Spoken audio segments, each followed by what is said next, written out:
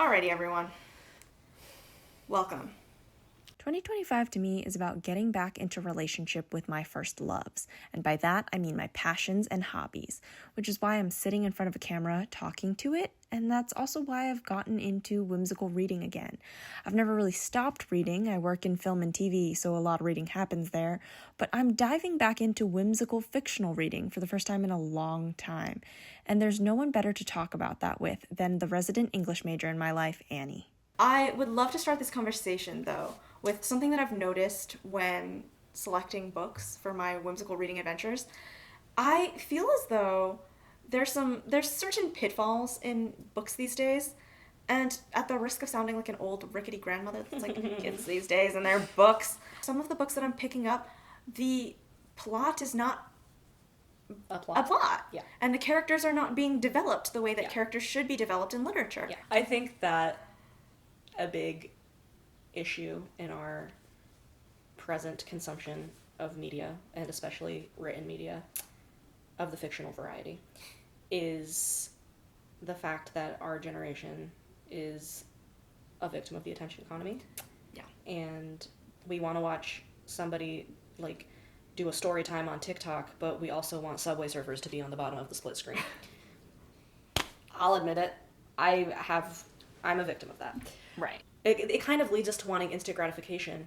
So you can read a really poorly written, really, I don't want to say not plot driven, because there's a lot of great media that isn't necessarily plot driven, but you can read a poorly written piece of literature that lacks character development, and as long as, and I am going to specifically talk about romance, I guess, now, but as long as our two love interests kiss at the end, you get that gratification and you say, oh my god, they all lived happily ever after.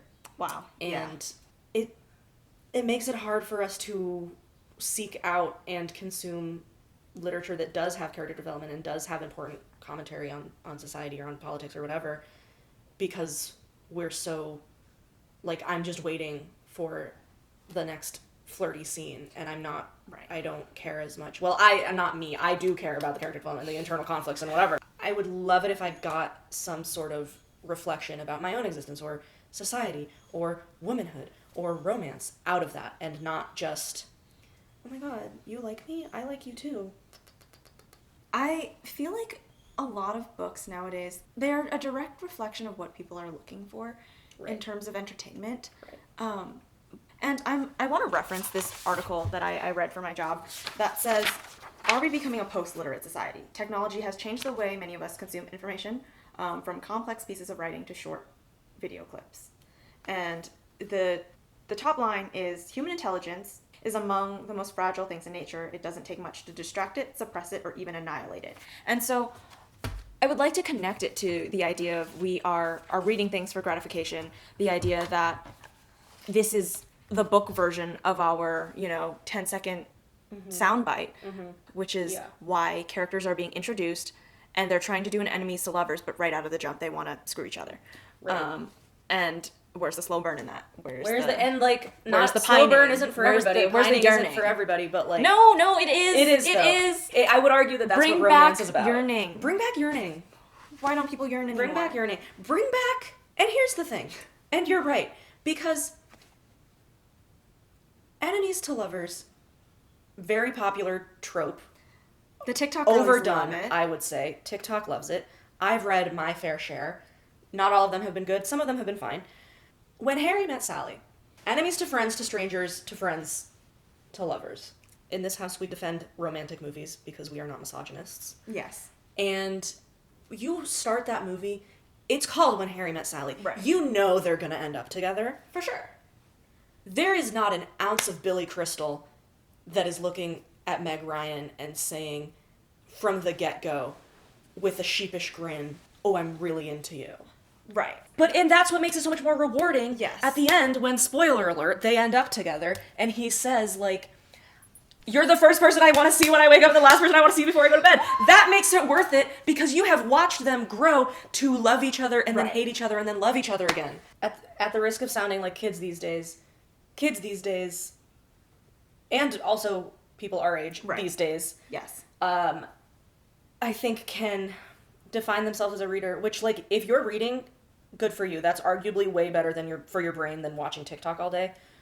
But like, if you're reading the crappiest, most mass-produced romance that has no conflict and no tension, and dare I say, no big vocabulary, Ooh. it can't be that great for your brain. It can't. It's better than TikTok. Like, that's pretty much undeniable. That can't be the only thing you read. And again, we've mentioned it once, we'll say it again, the attention economy, where there is an increase in technology that allows the technology to make these decisions for us. Or the way that is it ergonomic? Maybe ergonomically fashioned society? Yeah. To, be easier for us. Yes. We walk into Barnes & Noble, which unfortunately, because a lot of independent booksellers are dying out, Yeah. we walk into the Barnes & Noble, and the Barnes & Noble is already curated into, if Right. you've read this, read another one. Right. The Amazon Books, Kindle Unlimited there's an algorithm to that. They push out the next one. You don't have to actively seek out or make any real decisions about the next piece of feel-good media you're And I'm going to go back to this article because there's a quote in it that I really enjoy that says, at the same time, social media has made it more likely that you read stuff that confirms your views rather than engage with diverse perspectives, and that's what you need to get to the top levels on a literacy assessment. You need to be able to distinguish fact from opinion and navigate ambiguity and manage complexity. And so I think that that's the issue nowadays where, even book talk, TikTok Yeah. book club, if you will. A lot of these books start to sound the same after a while, which doesn't mean that they're bad per se. It just means that you're getting the feedback loop of, you liked this one, here's another one, here's another one. And it's this illusion of there's so many options and things to read, but it's actually just TikTok saying you engaged with this and we want to make more money through your engagement, so we're going to push another one and we're going to push this book. And maybe it's a great book, but maybe it's Usually shitty. it's not. Maybe it's shitty. And it's okay to enjoy a shitty book for fun. It's okay to enjoy a shitty book for fun. And we're going to talk a little bit about the shitty books that we've enjoyed for fun. Yeah.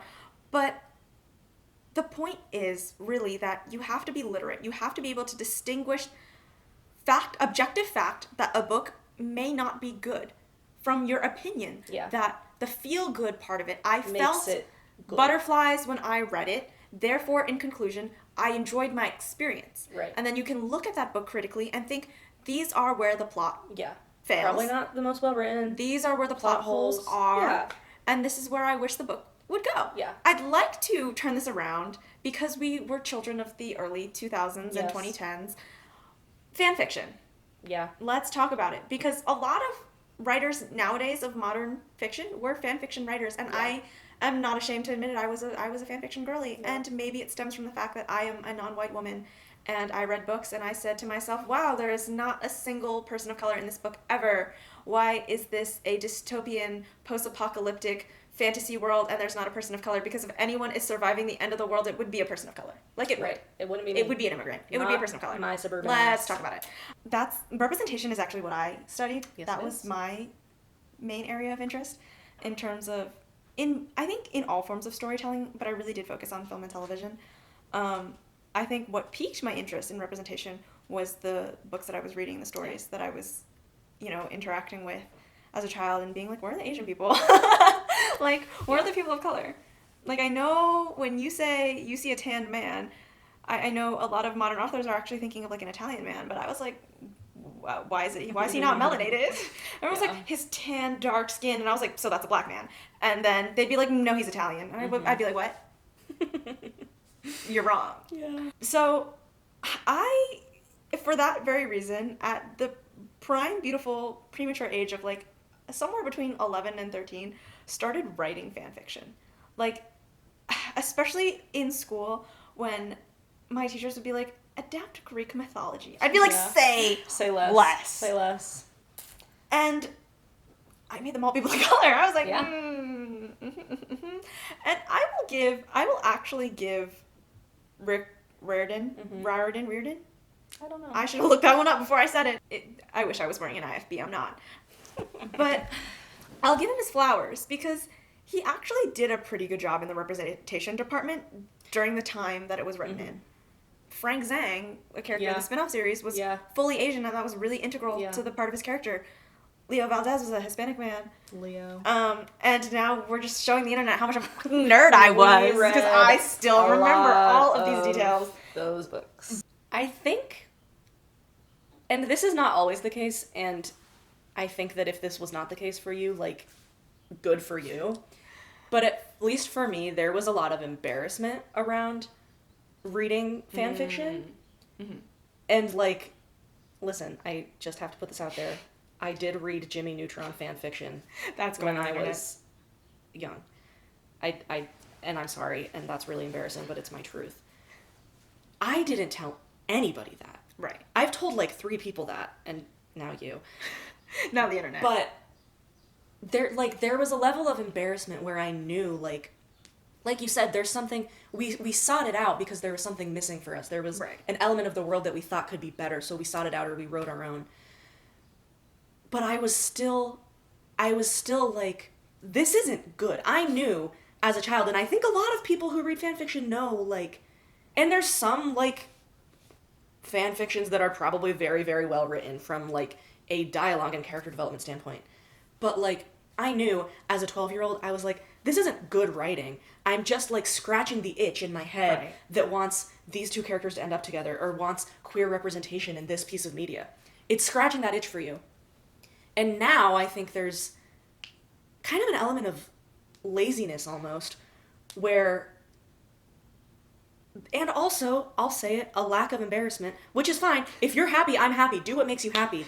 But, like, people more aren't embarrassed to read, like, a book that literally has, like, a werewolf on the cover, and it's called, like, Scratch Into Me, or, like, Oh, I don't geez. even know, like, something, Right. like, crazy, or, like, My Night with the Full Moon. Like, shut up. People aren't embarrassed to whip that out on the subway, and that's fine. Again, I want you to be happy. Like, That's be your happy. prerogative. Do your It thing. is. If that's the only thing you're gonna read, and then you're gonna, like, actively not seek out books with character development or not seek out books that challenge your view, that's the other thing, is, like, all of the not all of, but, like, to this day in the year 2025, very popular romance novels are skinny white female protagonist.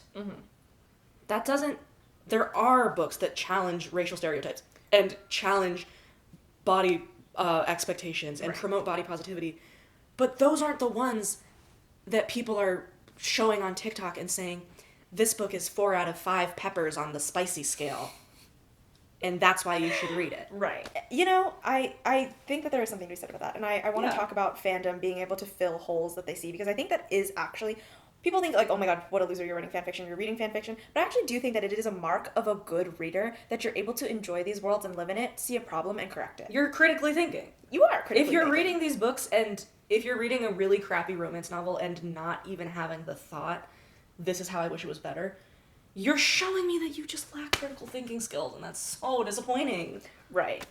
Now, some of the nation's worst work is fan fiction. Some of it is diabolical. Yeah. But some Some of- really good work has been fan fiction. Yeah. Let's talk about it. This might be controversial, but Shakespeare wrote fan fiction. He also wrote original works that were cuckoo bananas. Right. But a lot of his work was fan fiction. And by that I mean a lot of his work was based off of the contemporary political social landscape. Or if you take, like, his history plays, for example, literally real battles, real wars, real kings and princes, and he was like, let me write a play about them. That is fan fiction. Yes. Dante's Inferno, fan fiction. He took a public figure. What if and wrote hell about it. was like this? Dante wrote fan fiction about the Bible. Shakespeare wrote fan fiction about Queen Elizabeth. If you want to write fan fiction about Kylo Ren, Do it. be my guest. Do it. But provide me with some character development, Yeah. and provide me with some social commentary, or at the very least, provide me with some damn representation. Yes. I do think that there's something to be said about challenging yourself. Mm-hmm. And that doesn't mean that if you love Colleen Hoover, you have to go read, like, Jane Austen. Okay. I'm not going to tell you to do that. I If you would. love Colleen I would. Hoover- I actually would. If you love Colleen Hoover, You should go read Jane Austen. think about what you've done. But what I will say is that if you love Colleen Hoover, you should challenge yourself to find a romance author that does things a little differently. If you hold your own hand and say, I'm not going to go cold turkey on the banter, and I'm not going to go cold turkey on the romance. Mm-hmm. But if you say you really like romantasy, okay, how about you try just a plain romance? I'm not saying it's going to be any better, but like, expand genre. Yeah. There are some really great books that have a romantic, like, subplot, but they're not romances. But at least for me, I've gotten the same amount of, like, giddy, kicking my feet, giggling from the moments that are romantic, and they're even more valuable because I know who these characters are. Right. I know that these characters have depth and that they're going through conflicts, and that the conflict isn't that the hot male lead growled my name while we were making out, but now he's not talking to me. Yeah. Yeah. And the men are always growling. They're always growling. They're cocking a brow. What does that even look like? I don't know. Yeah. Yeah. I would like to speak in defense of girly pop literature. Yes, though, I because would agree. I'm not putting this video out into the world to say, if you read girly pop literature, you're not a real reader. Right. Because that's like a man looking in the eye and being like, because you don't really watch that much Quentin Tarantino, you're not a film student. Because I was. I got my degree. Take that. I'm not gatekeeping reading, because reading is supposed to be one of the most accessible forms of entertainment. Right. And it should be an accessible form of entertainment for people instead of looking at the phone, because we do enough of that in our day-to-day.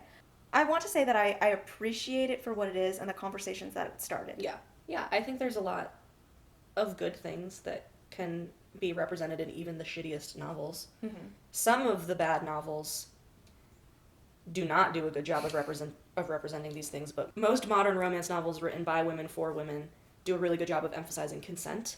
Yeah. And that is one thing that, like, we really, at least the two of us, have talked about, like, appreciating about fan fiction, is that we learned about consent from a young age by reading fan fiction and seeing comments that were like, ooh, consent is so hot, because it is. And there's a generally a very large emphasis on consent and safety in these romance novels, no matter how, like, PG or not they are. Right. Also, like, there is a rise in representation of queer people and people of color in different body shapes and sizes. Yeah.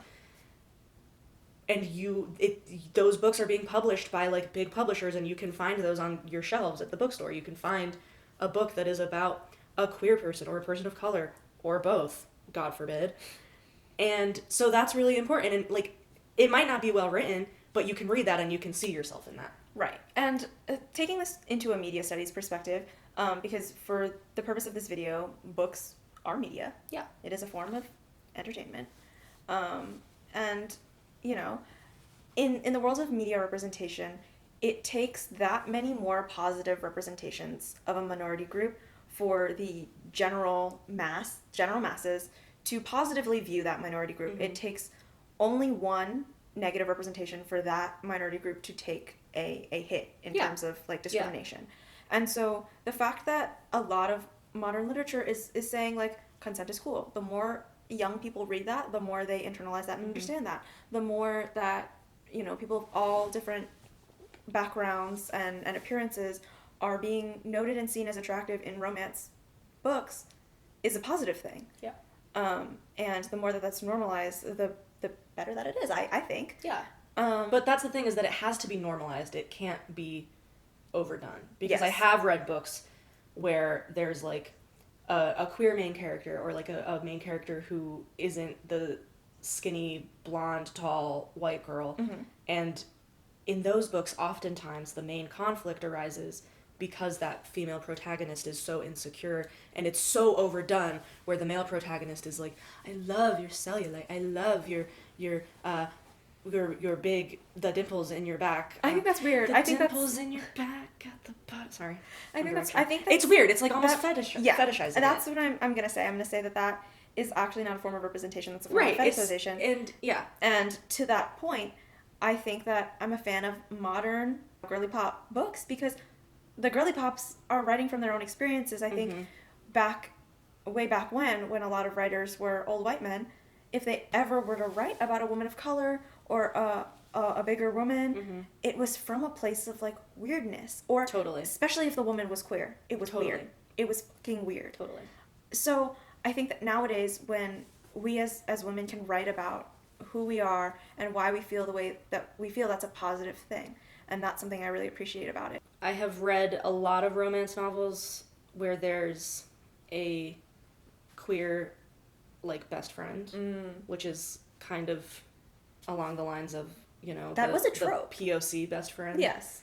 And even to this day, like, there's a lot of representation, but it's hard to seek out, like, a book where the main character is queer and it's not overdone and the internal monologue isn't, like... the internal monologue doesn't feel like a man wondering what it might be like to be a woman that likes women.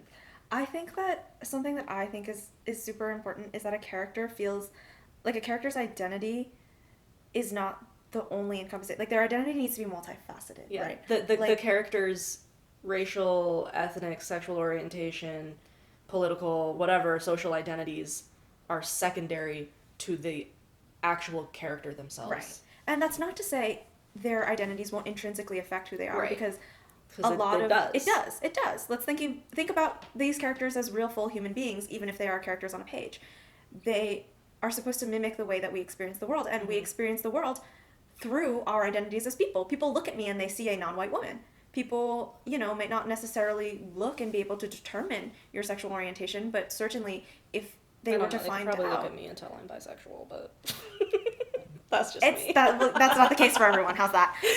But we exist in the world, and we're instantly judged by who we are as people, and that impacts the way that we interact with the world.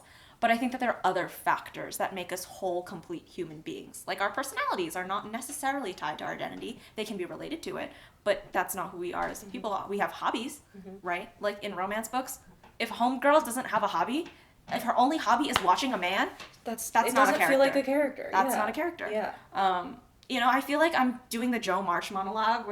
Women, we have minds. Exactly. And so many female authors are still writing women somehow who don't have minds.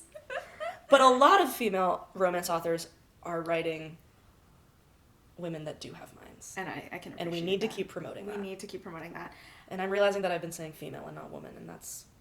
I would like to ask you if there are any books that you can recommend for the people. Yes. Okay. There's one book, and this is a romance book, but I really, really highly recommend it. People We Meet on Vacation. Emily Henry. She's, like, very popular on the internet. I also think she's a pretty solid author. I've read her other books, and I'm not like, wow, that was really good. But People We Meet on Vacation, there is character development, there is internal conflict, there is social commentary. It's not the most, like, representative. Like, there are several moments in that book where the protagonist is like, I looked in the mirror and I got self-conscious because I'm so short and skinny. And it's like, shut up. Hey, be quiet. But I'm able to almost look past it because the character development actually exists. Right. One last tie-in to the fact that we are allowed to have whimsy. We are allowed to have fun. Books are supposed to transport us into a different world. We're supposed to... In the same way that, in a dark theater, you're in the world of the movie, when you're reading a book, it's the same thing. You're supposed to be transported there. So we as women are allowed to, read the shitty drama, read the shitty fantasy book that takes you out of whatever you're doing in your life and into something that's more fun. However, you, as a reader, have to think critically, right? Yeah. Because this is made by people for people. So it's going to be imperfect because we're human. We don't make perfect things. Yes, it goes through a hopefully rigorous editing process to get it to be better. Hopefully. Yeah, I mean, if you're reading a book and you don't question it and you're not like, oh, like, don't, like, I've read books where I'm like, this is the best book I've ever written and I could never write something like this. Often those books are not romance novels. Right. If you're reading a novel and you're like, oh, that didn't feel realistic when that character did that, make note of it. Good. Be literate. Be literate. Be literate. You can read, but think about what you're reading. I think it's the same way for all different types of media. Like, you don't watch a TV show and just kind of brainlessly believe everything that it says. Nobody, actually, I'm not going to say nobody watches the news and doesn't think critically, but nobody should be watching news and not thinking about it thoughtfully. Right. As a proud holder of an English degree and a person that wrote a thesis on the history of storytelling, Storytelling has always been a way from the very beginning for people to reflect on their existence without having to be so tied to it. It was an escape that still allowed them to reflect and understand the human condition. And that is the value of storytelling. That's the value, is that we can have an escape, but we can also see ourselves in these stories and maybe even learn a lesson. And if we're not learning a lesson, at least we're feeling represented and we feel happy and we're laughing and we're crying and we're having catharsis.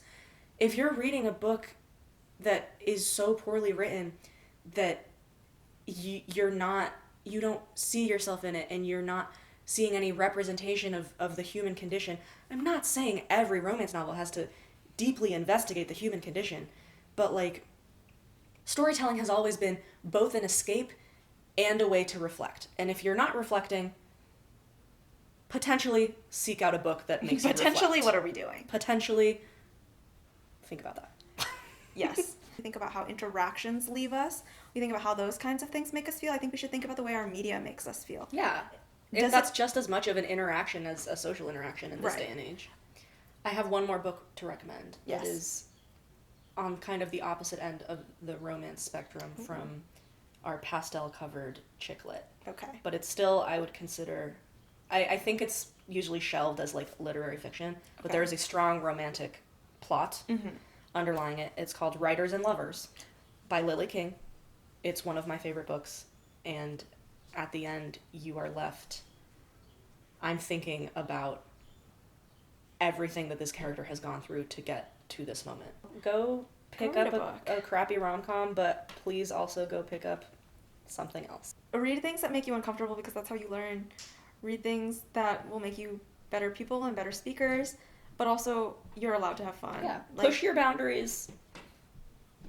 But yes. Yeah. Have grace with yourself, but also make that's sure beautiful. that you are broadening your... Do yourself the service of broadening your own horizons. Wow, true. And please don't read Colleen Hoover.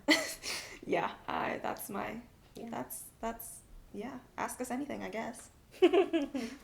Welcome to episode 1. We did it. Ask us anything. Wow, I'm so honored to be first guest. I hope I have something here. I think that you definitely do.